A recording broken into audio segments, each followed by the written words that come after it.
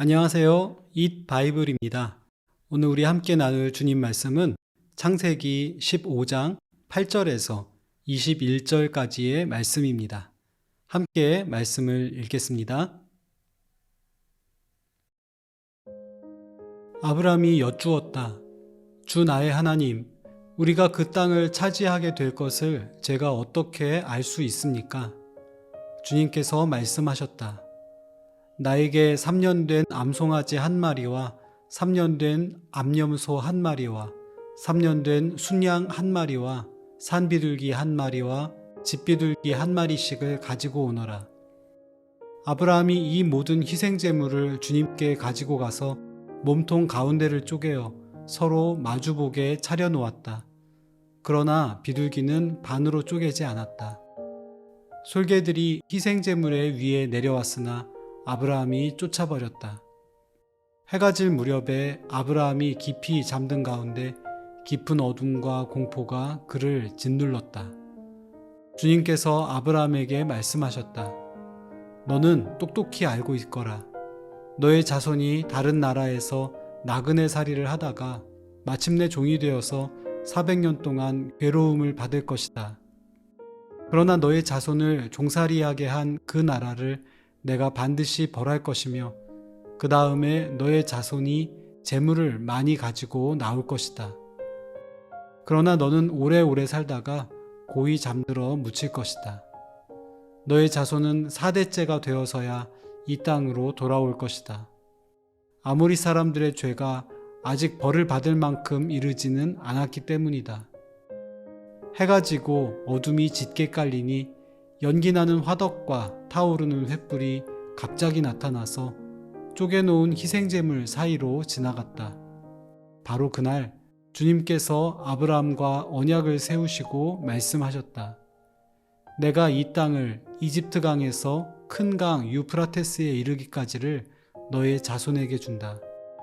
이 땅은 겐 사람과 그니스 사람과 간몬 사람과 헷 사람과 브리스 사람과 르바 사람과 아모리 사람과 가나안 사람과 기르가스 사람과 여부스 사람의 땅을 다 포함한다. 많은 자손을 주실 거라는 하나님의 약속에 아브라함은 믿음으로 반응했습니다. 하나님은 이것을 그의 의로 여기셨고 나아가 이 땅 가나안을 그에게 주실 거라고 약속하십니다. 아브라함은 비록 많은 재산을 가지고 있었습니다만 자손과 땅의 문제는 또 다른 차원의 문제였습니다. 나이가 많았던 아브라함과 아내 사레는 아직 자식이 하나도 없었고 그들이 머물고 있는 땅에는 이미 여러 민족들이 자리를 잡고 정착해 있었기 때문입니다. 그 땅에 머무를 수는 있었지만 그 땅을 소유하기 위해서는 넘어야 할 산이 많았습니다. 아브라함은 하나님께 묻습니다. 우리가 그 땅을 차지하게 될 것을 제가 어떻게 알 수 있습니까? 믿음은 아무 생각 없이 무조건 받아들이기만 하는 것은 아닐 것입니다. 어떤 때는 현실 상황을 넘어선 과감한 믿음의 결단이 필요할 때도 있고 또 어떨 때에는 하나님께 올바른 질문을 드리는 것이 필요할 수 있습니다. 지금 내가 처한 상황과 하나님의 약속 사이에 보이는 간극이 발견된다면 그것에 대해서 묻고 그것에 대해 하나님이 가지신 계획이 무엇인지 여쭈어 볼 수 있을 것입니다. 하나님께 이런 대화 시도하기를 두려워하거나 마냥 덮어버리지만 않았으면 좋겠습니다. 도저히 이해할 수 없었던 문제에 대해 답을 얻을 수도 있고 하나님의 계획과 그분의 능력에 대한 새로운 깨달음을 얻을 수도 있습니다. 하나님은 아브라함의 질문을 무시하지 않으셨습니다. 그가 가진 의문에 진지하게 답하기 위해 아브라함에게 한 제사를 준비하도록 하십니다. 아브라함은 3년 된 암송아지, 암염소, 순양 각 한 마리와 산비둘기, 집비둘기 한 마리씩을 준비했습니다. 몸통 가운데를 쪼개서 서로 마주보게 진열해 놓고 제사를 드립니다.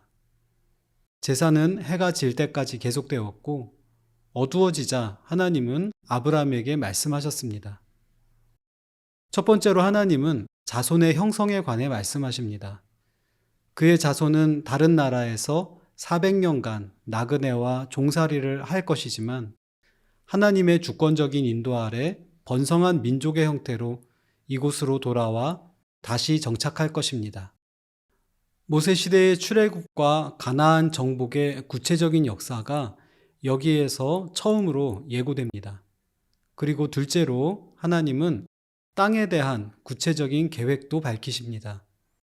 서쪽으로는 이집트의 나일강에서 동쪽 유프라테스에 이르는 세계 제국 사이의 넓은 땅이 미래의 아브라함의 자손 하나님의 백성의 터전이 될 것입니다. 겐, 그니스, 간몬, 헷, 브리스, 르바, 아모리, 가나안, 기르가스, 여부스인들이 정착한 땅입니다. 현재 아브라함의 시선으로 보기에는 계산이 안 서는 규모의 시간과 공간이 약속의 배경으로 제시됩니다. 그렇지만 하나님의 계획은 더할 나위 없이 진지합니다. 우리의 생각을 넘어 우리의 능력을 넘어 꿈꾸며 일하시는 하나님이십니다. 이 엄청난 약속에 대해 우리는 무책임하고 맹목적인 아멘을 외칠 수도 있고 현실적인 계산 끝에 믿음을 포기할지도 모릅니다. 그러나 하나님은 두려움 중에도 믿음을 선택한 아브라함을 도우십니다. 하나님은 앞으로의 계획을 밝히시며 연기나는 화덕과 타오르는 횃불의 형상으로 나타나셔서 쪼갠 희생 제물 사이를 지나십니다. 이 제사는 강자와 약자 사이에 이루어지는 언약의 상징입니다. 약자가 강자에게 조공으로 드린 고기 사이를 지나며 충성을 맹세하는 것입니다. 만약 그가 이 신의를 저버린다면 언제든 강자의 손에 쪼개진 고기처럼 죽임을 당할 것이라고 다짐하는 상징이 제사 장면에 담겨 있습니다.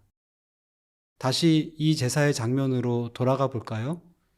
누가 제물 사이를 걷고 있습니까? 아브라함이 아닌 화덕과 횃불의 형상으로 나타나신 하나님이십니다. 하나님께서 이 약속에 대해 얼마나 진심이신지 또 얼마나 신실하게 일하고 계시는지를 분명히 보여주는 장면입니다. 하나님의 약속이 이 약속을 이루는 하나님의 신실하심이 우리의 믿음보다 훨씬 큽니다. 이 약속은 결국 모세의 출애굽과 다윗의 나라, 예수 그리스도의 십자가를 통해 온 세계에 복주고 구원하는 하나님의 나라로 완성이 됩니다. 아브라함은 아주 작은 믿음으로 반응할 뿐이지만 하나님은 그와는 비교도 안 되는 엄청난 복을 선물로 주시고 그분의 모든 것을 걸고 이 일을 책임지고 성취하십니다. 나를 향한 그분의 선한 계획을 생각하며 주님의 신실하심을 마음에 담고 오늘 하루를 살아가면 좋겠습니다.